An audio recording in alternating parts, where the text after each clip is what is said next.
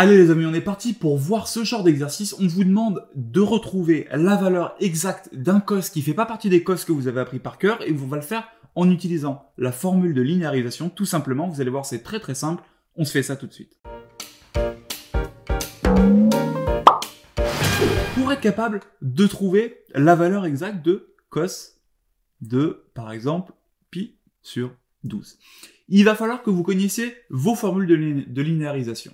Deux options. Soit vous les apprenez par cœur, donc vous savez que cos 2a, par exemple, c'est cos carré a moins sinus carré a. Soit vous êtes capable de maîtriser la compétence qui est juste avant, qui est la compétence 10, et qui vous permet de retrouver les formules de linéarisation en utilisant la notation exponentielle. Donc ça, c'est à vous de choisir. Soit vous le faites dans un coin de brouillon, votre linéarisation, soit vous les apprenez par cœur. Et c'est à partir de ça qu'on va réussir à régler ce genre d'exercice. En l'occurrence, là, l'énoncé, il vous donne un exercice un indice assez considérable qui consiste à dire que on doit utiliser la linéarisation de cos 2a.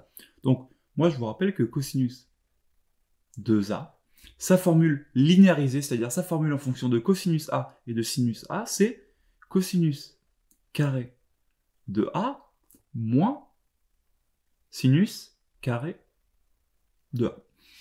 Pourquoi est-ce que c'est intéressant? Parce que si je réfléchis 2 secondes, je me rends compte que en fait, cos pi sur 12, c'est la moitié de pi sur 6. Donc, moi, ce que je peux écrire, par exemple, c'est que cos de pi sur 6, c'est cosinus de 2 fois pi sur 12. Oui, mais sauf que cosinus de 2 fois pi sur 12, c'est cosinus carré de pi sur 12 moins sinus carré de pi sur 12. Et vous voyez qu'avec ce petit artifice, j'ai fait apparaître ce que je recherche, c'est-à-dire cosinus de pi sur 12. Bon, le problème, c'est qu'il y a un sinus de pi sur 12 qui m'embête. Et un cosinus pi sur 6. Oui, sauf que cosinus pi sur 6, c'est une des 3 valeurs que je connais par cœur. La valeur de cet objet-là, là, cosinus pi sur 6, c'est racine de 3 sur 2. Donc maintenant, je sais que racine de 3 sur 2, c'est cosinus carré de pi sur 12, qui est la valeur que je cherche à isoler, moins sinus carré de pi sur 12. Bon, ce sinus carré de pi sur 12, il m'embête un peu. Qu'est-ce qu'on pourrait utiliser d'autre? On pourrait utiliser la formule de référence que vous connaissez depuis le début sur la trigo, qui est que cosinus carré plus sinus carré, ça fait 1. Oh là là. Et que du coup, cosinus carré plus sinus carré de pi sur 12, ça me fait 1. Du coup, je vais isoler ce sinus carré, là, sinus carré de pi sur 12, ça fait 1 moins cos carré de pi sur 12. Et maintenant, je peux prendre ce sinus carré qui est là, et le mettre à la place de ce sinus carré qui est là. Du coup, si je reprends cette ligne-là, ça me donne racine de 3 sur 2 égale cos carré de pi sur 12, moins, j'ouvre une parenthèse, sinus carré de pi sur 12, dont on a vu qu'il était égal à 1 moins cos carré de pi sur 12. Donc moins 1 moins cos carré de pi sur 12.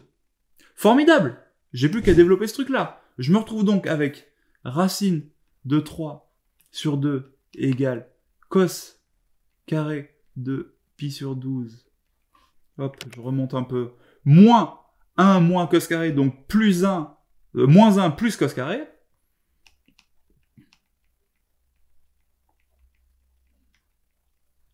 Ok, donc là j'ai cos carré de pi sur 12 plus cos carré de pi sur 12. Donc de ce côté de l'égalité, je vais avoir 2 cos carré de pi sur 12. Mon moins 1 qui est là, je vais le passer de l'autre côté. Donc ça va me faire racine de 3 sur 2 plus 1.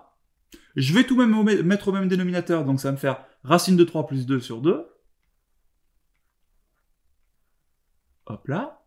Égale 2 cos carré de pi sur 12. Et maintenant, j'ai juste à me débarrasser de ce 2 qui m'embête, à le passer en dessous, ça va devenir un 4. Donc je vais racine de 3 plus 2 sur 4 égale cos carré de pi sur 12. Et maintenant, j'ai plus qu'à me débarrasser du carré qui est là en mettant une racine, sauf que vous savez que le problème, c'est que si j'enlève le carré et que je mets une racine, ça va me donner cosinus de pi sur 12 égale racine de 3 plus 2 sur 4, avec quand même un léger détail qui est ce plus ou moins. Je ne sais pas si c'est la valeur positive ou la valeur négative. Sauf que cosinus pi sur 12, regardez où il est votre pi sur 12. Si je fais un petit cercle trigonométrique, pi sur 12, c'est un tout petit angle qui est comme ça.